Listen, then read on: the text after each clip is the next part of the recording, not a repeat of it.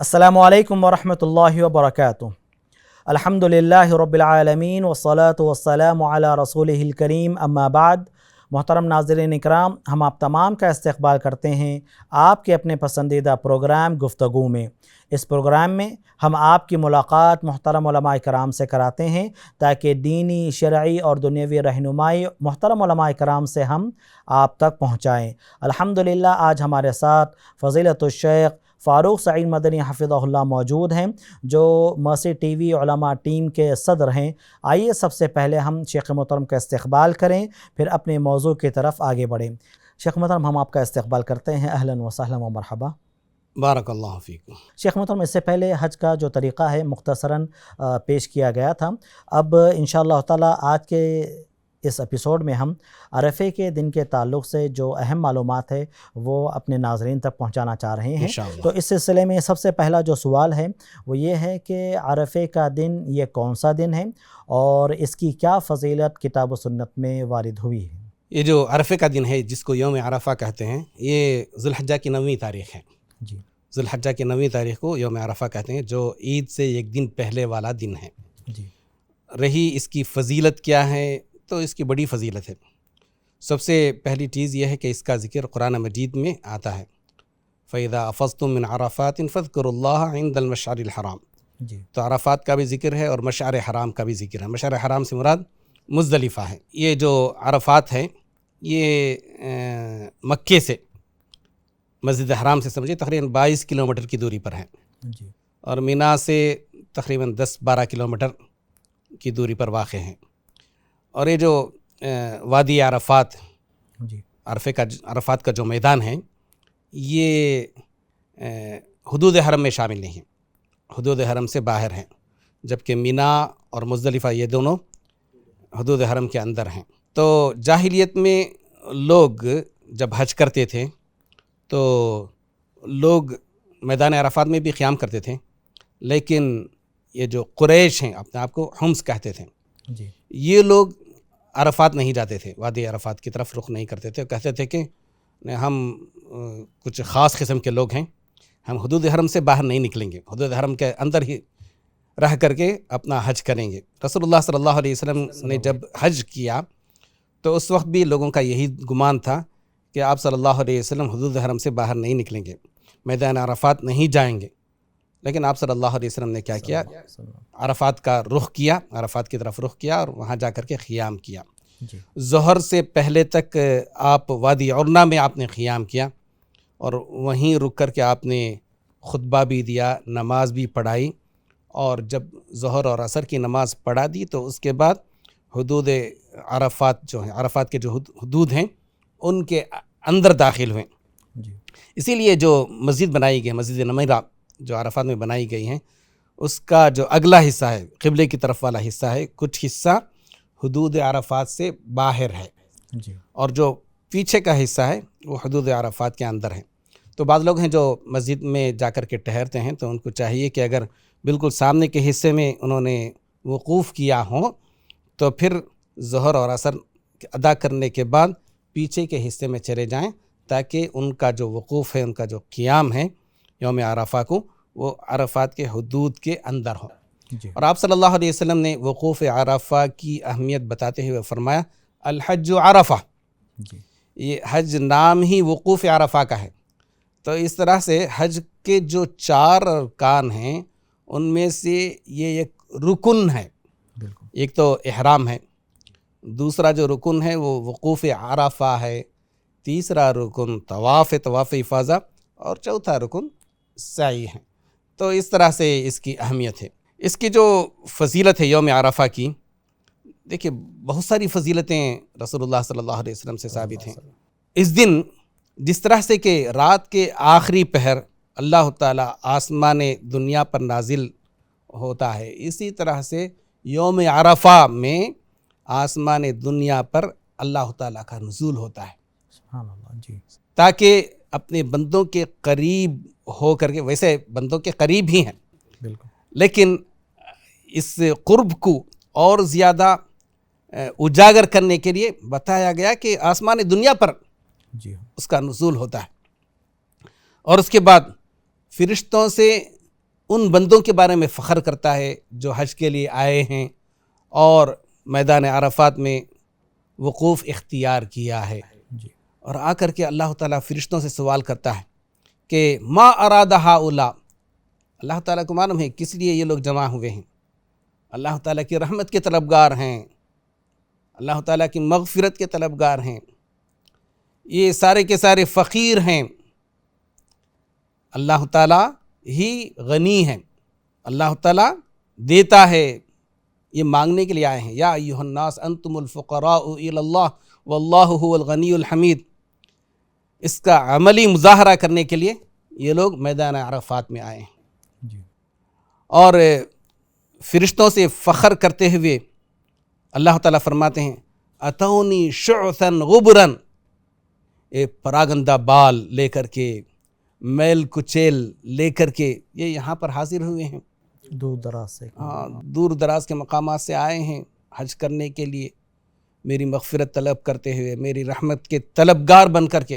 جی تو یہ بھی فضیلت ہے، اور اسی طرح سے یوم عرفہ کی فضیلت کے بارے میں رسول اللہ صلی اللہ علیہ وسلم نے فرمایا دنیا کا سب سے افضل ترین دن، سال کا جو افضل ترین دن ہے وہ یوم عرفہ ہے، افضل الایام یوم عرفہ۔ اور اس کی ایک اہمیت یہ بھی ہے جیسا کہ حدیث میں آتا ہے کہ کچھ یہودیوں نے عمر رضی اللہ تعالیٰ عنہ سے کہا کہ تمہارا جو قرآن ہے اس میں ایک آیت ہے، وہ جس وقت آیت نازل ہوئی، اگر ہم پر وہ آیت نازل ہوتی تو جس دن وہ آیت نازل ہوئی اس دن ہم عید مناتے۔ جی تو عمر رضی اللہ تعالیٰ عنہ کو سمجھ میں آ گیا کہ کون سی آیت مراد ہے، کون سی آیت کے بارے میں یہ لوگ کہہ رہے ہیں۔ تو عمر رضی اللہ تعالیٰ عنہ نے فرمایا مجھے پتہ ہے کہ وہ آیت کب نازل ہوئی، کہاں نازل ہوئی، کس جگہ نازل ہوئی، کس دن نازل ہوئی، جی سب پتہ ہے مجھے۔ وہ یوم عرفہ کو نازل ہوئی، جمعے کے دن نازل ہوئی، جب آپ صلی اللہ علیہ وسلم میدان عرفات میں تشریف فرماتے، وقوف کیا تھا حج کے دوران، یہ آیت نازل ہوئی الیوم اکملت لکم دینکم واتممت علیکم نعمتی ورضیت لکم الاسلام دینا۔ جی بہت عظیم آیت ہے، اس میں بتایا گیا کہ یہ جو دین اسلام اور اسلام کی جو شریعت ہے مکمل ہو گئی۔ اس سے پہلے بہت سارے احکام نازل ہوئے، یہ ایک حکم باقی رہ گیا تھا حج کا، تو رسول اللہ صلی اللہ علیہ وسلم نے وہ حج کا عمل بھی ادا کر دیا اور لوگوں کو بتا دیا کہ حج کا کیا طریقہ ہے، حج کیسے ادا کرنا چاہیے۔ الحمدللہ یہ آیت اس وقت نازل ہوئی۔ اور اسی طرح سے جو لوگ وقوف عرفہ کرتے ہیں حج کے لیے آ کر کے، جی اللہ تعالیٰ کا یہ وعدہ ہے کہ اللہ تعالیٰ ان کے گناہوں کو معاف کر دیتا ہے۔ سبحان اللہ، جی اگر اللہ تعالیٰ کسی کے گناہوں کو معاف کر دے تو اللہ تعالیٰ کا سب سے بڑا انعام ہے، جیسا کہ ایک دوسری آیت میں اللہ تعالیٰ نے فرمایا لِيَغْفِرَ لَكَ اللَّهُ مَا تَقَدَّمَ مِن ذَنبِكَ وَمَا تَأَخَّرَ وَيُتِمَّ عَلَيْكَ نِعْمَتَهُ، جی تاکہ اللہ تعالیٰ تمہارے اگلے پچھلے سارے گناہوں کو معاف کر دیں اور اپنی نعمت تم پر تمام کر دے۔ تو اللہ تعالیٰ کا اپنے بندوں کے گناہوں کو بخش دینا، معاف کر دینا، یہ اللہ تعالیٰ کی بہت بڑی نعمت ہے۔ یقین۔ تو یہ ساری فضیلتیں یوم عرفہ کے تعلق سے احادیث میں موجود ہیں، مذکور ہیں۔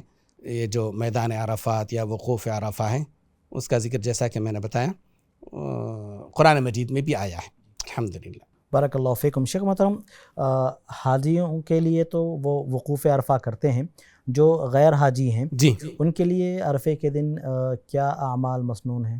دیکھیے، جو لوگ حج کرنے کے لیے گئے ہیں ان کے لیے یہ سارے اعمال ہیں جی کہ وہاں پر ان کو وقوف کرنا ہے، اور بھی ان کا عمل ہے جیسا کہ میں نے اس سے پہلے بتایا تھا حاجیوں کے لیے کہ ظہر اور عصر کی نماز ادا کرنے کے بعد سے سورج غروب ہونے تک ان کو مسلسل اللہ تعالیٰ سے دعا کرنا ہے، جی ہاتھ اٹھا کر، رو کر، گڑ گڑا کر دعا کریں، اللہ تعالیٰ کو یاد کریں، اپنے حق میں دعا کریں، اپنے رشتہ داروں کے بارے میں دعا کریں، اپنی اولاد کے بارے میں دعا کریں، والدین کے بارے میں دعا کریں، ان کی ہدایت کے لیے، حق پر ثابت رہنے کے لیے، اور ساری امت مسلمہ کے حق میں امت مسلمہ جس حالت سے گزر رہی ہے، جس طرح ان کے بعض لوگوں پر مظالم ہو رہے ہیں، تو ان کے حق میں اللہ تعالیٰ سے دعا کریں۔ اور جو غیر حاجی ہیں وہ کیا کریں یوم عرفہ کو؟ تو اس دن وہ روزہ رکھیں۔ جی یہ اہم عبادت ہے ان کے لیے جو غیر حاجی ہیں، 9 تاریخ کو روزہ رکھیں۔ اور اس کی کیا فضیلت ہے، اس کے بارے میں رسول اللہ صلی اللہ علیہ وسلم نے فرمایا، صیام یوم عرفہ احتسب علی اللہ ان یکفر السنۃ الماضیہ والسنۃ الباقیہ، کہ یوم عرفہ کا روزہ، اس کے بارے میں مجھے اللہ تعالیٰ سے امید ہے کہ اس دن روزہ رکھنے کے سبب پچھلے 1 سال کے گناہ اور اگلے 1 سال کے گناہ معاف ہو جائیں گے۔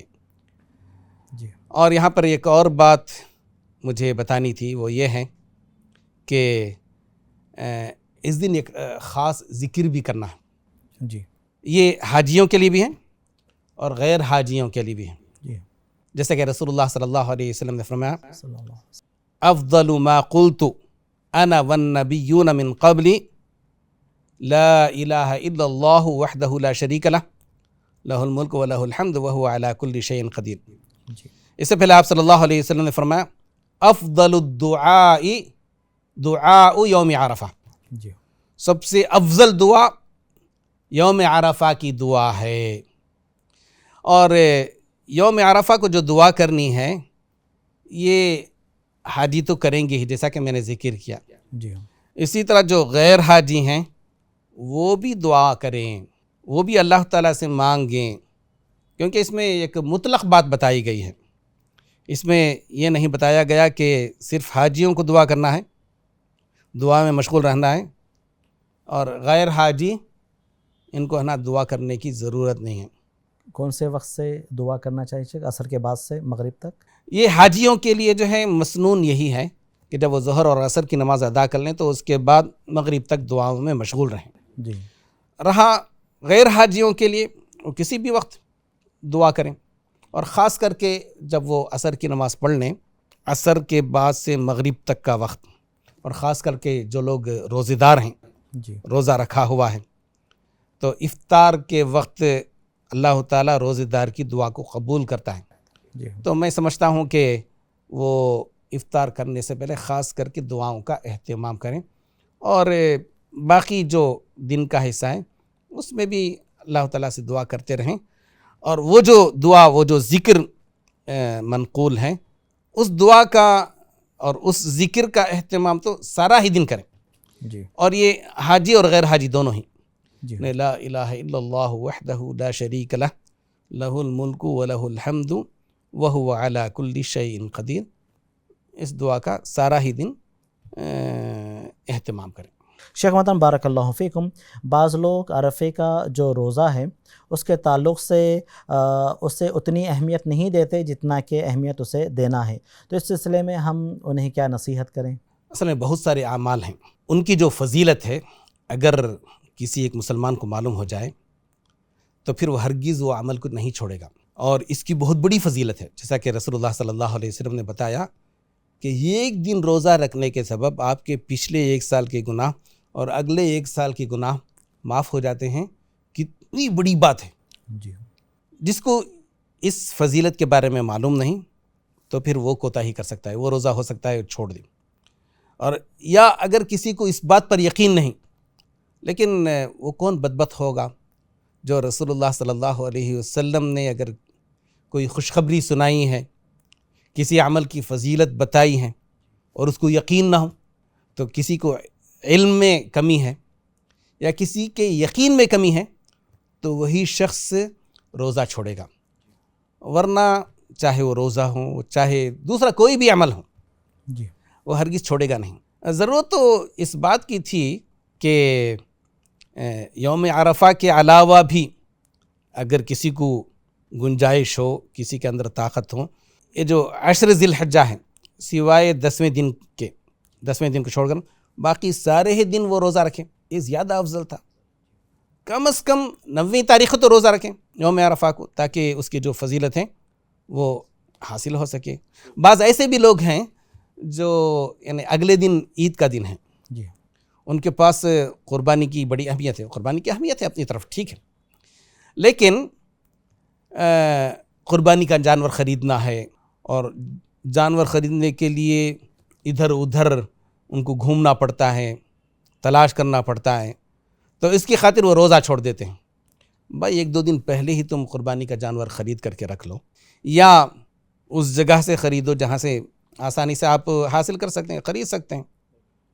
تو قربانی کے جانور کو خریدنے کے چکر میں آپ اتنی بڑی فضیلت سے کیوں محروم رہتے ہیں؟ اب اسی طرح سے اس دن جو دعا کرنے کا اہتمام کرنا چاہیے, یہ بھی ہر ایک کو اہتمام کرنا چاہیے. دعا ہے اور چلتے پھرتے جو ذکر کے وارد ہیں, لا الہ الا اللہ وحدہ لا شریک لہ لہ الملک و لہ الحمد وہو علی کل شیء قدیر, اس کا ورد کرتے رہیں سارا دن, بہت ہی فضیلت کی بات ہے. جزاکم اللہ خیرہ. یہاں پر ایک مسئلہ جو ہر سال پیش آتا ہے شیخ, وہ یہ ہے کہ ہندوستان میں بھارت میں روزہ کس دن رکھا جائے؟ کیا سعودیہ کے مطابق جس دن وہاں وقوف ہو رہا ہے, وقوف عرفہ, اس دن رکھا جائے, یا پھر ہم یہاں پر 9 ذی الحجہ کو رکھ لیں, عید کے ایک دن پہلے؟ دیکھیے, ہمارے حساب سے ہم نے جس دن چاند دیکھا ذی الحجہ کا, وہ حساب آپ سمجھ لیں. تو اس حساب سے جو دن 9 ذی الحجہ بنتا ہے تو اس دن آپ کو روزہ رکھنا ہے. وہی دن آپ کے لیے عرفے کا دن ہے, یوم عرفہ. اور الحمدللہ یعنی اس سال جو ہم روزہ رکھنے والے ہیں 9 ذی الحجہ جس دن آ رہی ہے وہ جمعے کا دن ہے, اور اس سے ایک دن پہلے جو جمعرات کا دن ہے, اور جمعرات کے دن روزہ رکھنا سنت ہے, تو پھر جمعے کے دن بھی روزہ رکھ لیں, جمعرات کے دن بھی روزہ رکھ لیں. انشاءاللہ جو اجر اللہ تعالیٰ نے رسول اللہ صلی اللہ علیہ وسلم کی زبانی بتایا ہے وہ اجر آپ کو مل جائے گا انشاءاللہ. اور اگر جمعے کے دن جیسا آ رہا ہے عرفے کا دن ہندوستان کے مطابق, تو اس دن بھی روزہ رکھا جا سکتا ہے, اس لیے کہ جمعے کے دن روزہ رکھنا منع ہے؟ نہیں, صرف جمعے کے دن روزہ رکھنے سے ممانعت ہے, اس میں کوئی شک نہیں. جی, لیکن کسی سبب سے آپ روزہ رکھتے ہیں جمعے کے دن, صرف جمعے کے دن, تو اس میں کوئی حرج نہیں. جیسے کہ عرفے کا دن ہے, عرفہ کا دن یعنی 9 ذی الحجہ جمعے کے دن ہی آ رہا ہے, تو پھر اس دن روزہ رکھنے میں کوئی حرج نہیں. یوم عاشوراء مثال کے طور پہ جمعے کے دن آیا تو پھر اس دن روزہ رکھ لے سکتے ہیں, کوئی حرج نہیں انشاءاللہ. جزاکم اللہ خیرہ. اسی طرح شیخ, جو وقوف عرفہ میں ٹہرنا ہے حاجیوں کو, اگر کوئی مغرب تک وقوف نہیں کر پایا تو اس کے لیے کیا حکم ہے؟ دیکھیے, وقوف عرفہ حج کا ایک رکن ہے, جی, لیکن وقوف عرفہ کے تعلق سے ایک واجب بھی ہے. وہ یہ ہے کہ سورج غروب ہونے تک وہ میدان عرفات میں وقوف کرے, میدان عرفات ہی میں رہے. بلکہ بیریکیڈ وغیرہ ڈال کر کے آج کل بند کر دیا جاتا ہے, کسی کو باہر نکلنے ہی نہیں دیا جاتا. پہلے ایسا ہوتا تھا کہ بعض لوگ میدان عرفات سے باہر بھی رک جاتے تھے اور وہیں سے روانہ بھی ہو جاتے تھے, نکل بھی پڑتے تھے. ان کا تو حج ہی غارت ہو گیا, حج ہوا ہی نہیں ان کا, کیونکہ جو یوم عرفہ ہے فجر کے بعد سے وہ وقت شروع ہوتا ہے اور مغرب تک رہتا ہے. جی, مغرب تک یعنی سورج کے غروب ہونے تک وہاں پہ وقوف کرنا یہ واجب ہے. اگر کسی کا وقوف مغرب تک نہیں ہو سکا, سورج کے غروب ہونے تک نہیں ہو سکا, تو پھر اس کو اجازت ہے کہ وہ دوسرے دن جو فجر صادق ہے, اگلی جو رات ہے, وہ فجر صادق تک ایک لمحے کے لیے بھی اگر میدان عرفات میں وقوف کر لیا یا وہاں سے گزر بھی گیا تو پھر اس کا حج ہو جاتا ہے اور وقوف عرفہ اس کا ہو جاتا ہے. انشاءاللہ اس پر کوئی حرج نہیں. کسی مجبوری کے سبب کوئی تاخیر سے پہنچا تو اس کے لیے گنجائش ہے. جی, جزاکم اللہ خیر. شیخ ہم اسی طرح کیا یوم عرفہ کو تکبیرات بلند کرنا ہے غیر حاجی کو؟ جی ہاں, یہ جو تکبیرات ہیں جب ذی الحجہ کا مہینہ شروع ہوتا ہے نا, تبھی سے بازاروں میں, گھر میں, دکان میں, مساجد میں, راستوں میں آتے جاتے ہوئے تکبیرات بلند کرنے چاہیے، اور خاص کر کے جو عرفات کا دن ہے، یوم عرفہ، اس دن تو تکبیرات خصوصی طور پر بلند کرنے چاہیے۔ نماز کے بعد، نماز کے بعد بھی، نماز سے پہلے، خصوصی طور پر نماز کے بعد ہی جو اہتمام کرتے ہیں اور باقی جو اوقات ہیں اس میں اہتمام نہیں کرتے، یہ صحیح نہیں ہے۔ نماز کے بعد بھی اہتمام کیجیے، باقی جو اوقات ہیں اور باقی جو جگہیں ہیں، گھر میں یا بازار میں یا راستوں میں، ہر جگہ آپ اللہ تعالیٰ کی بڑائی بیان کیجیے، اور اس کے لیے ضروری نہیں کہ جو خاص صیغہ ہے اسی صیغے سے آپ اللہ تعالیٰ کی بڑائی بیان کریں، دوسرے صیغوں میں صرف اللہ اکبر، اللہ اکبر، اللہ اکبر کبیرہ، اس طرح سے بھی کہہ سکتے ہیں، یا جو مخصوص جو صیغہ ہے ان الفاظ میں بھی اللہ تعالیٰ کی بڑائی بیان کر سکتے ہیں۔ اللہ اکبر، لا الہ الا اللہ، اللہ اکبر وللہ الحمد، کسی بھی صیغے میں اللہ تعالیٰ کی بڑائی بیان کر سکتے ہیں۔ جزاکم اللہ خیرا۔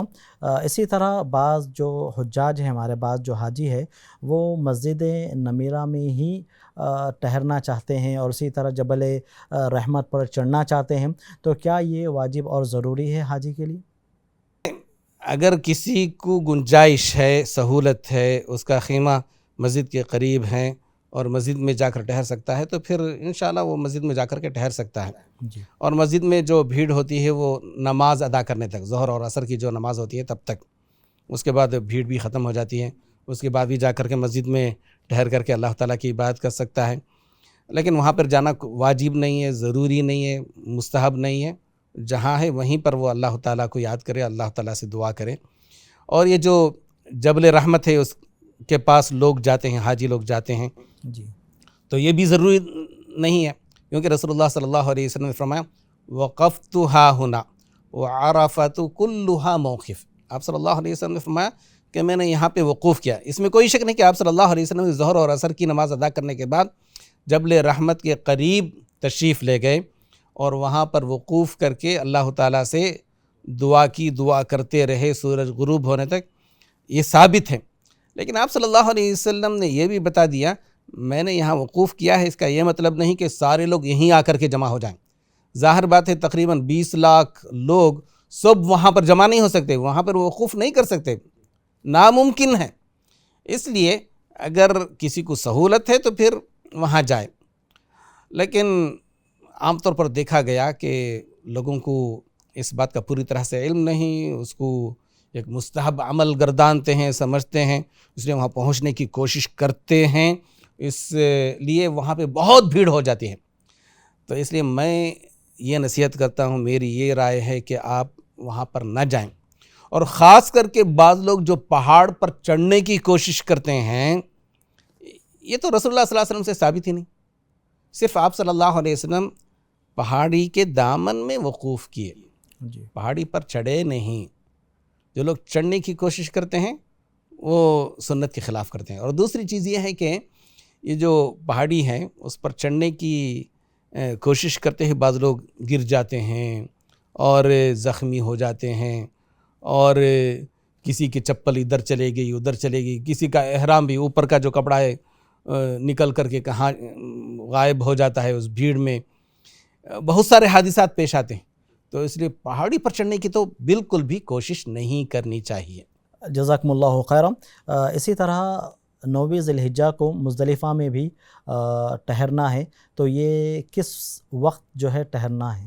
دیکھیے، جیسے ہی آپ میدان عرفات سے نکلتے ہیں، آپ کو مغرب اور عشاء کی نماز میدان عرفات میں نہیں ادا کرنی ہے، سورج غروب ہو جاتا ہے۔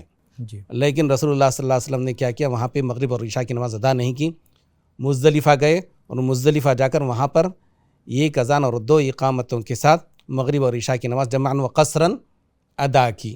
تو مزدلفہ میں جا کر کے اس دن آپ کو مغرب اور عشاء کی نماز ادا کرنی ہے، راستے میں بھی ادا کرنے کی ضرورت نہیں ہے، اور یہ وقت ہو گیا اس لیے۔ ہاں، یہ ایک صورت ہے، بعض اوقات ایسا ہوتا ہے کہ آپ بس کے ذریعے نکلے، کسی سواری پر سوار ہو کر کے نکلیں، پہنچتے پہنچتے کافی دیر ہو گئی ہیں، آدھی رات گزر گئی، کیونکہ عشاء کا جو وقت ہے بعض لوگوں کے پاس آدھی رات تک ہے، جی، تو اس لیے بہت زیادہ تاخیر ہو رہی ہے، تو پھر آپ اتر کر کے مغرب اور عشاء کی نماز ادا کر لیں۔ لیکن آپ 9-10 بجے تک بھی اگر پہنچتے ہیں، 11 بجے تک بھی اگر پہنچتے ہیں تو پھر آپ مزدلفہ پہنچ کر ہی مغرب اور عشاء کی نماز ادا کریں، اور اس کے بعد آپ کو وہاں پر آرام کر لینا ہے، کوئی دوسری قسم کی عبادت نہیں، حتیٰ کہ رسول اللہ صلی اللہ علیہ وسلم نے تہجد کی نماز بھی نہیں پڑھی، فجر تک آپ آرام کرتے رہیں، آپ کو بھی آرام کرنا ہے، اور فجر کو اٹھ کر کے فجر کی نماز ادا کرنی ہے۔ تو یہ رہا یوم عرفہ کے اعمال اور اس دن کی فضیلت۔ جزاکم اللہ خیرا۔ محترم ناظرین اکرام، یہاں پر ہمارے اس ایپیسوڈ کا وقت ختم ہو رہا ہے۔ انشاءاللہ تعالی نئے موضوع کے ساتھ اگلے ایپیسوڈ میں آپ سے ضرور ملاقات ہوگی، تب تک کے لیے اجازت دیجیے۔ جزاکم اللہ خیرا، وآخر دعوانا الحمد للہ رب العالمین، وصلی اللہ علی نبینا محمد۔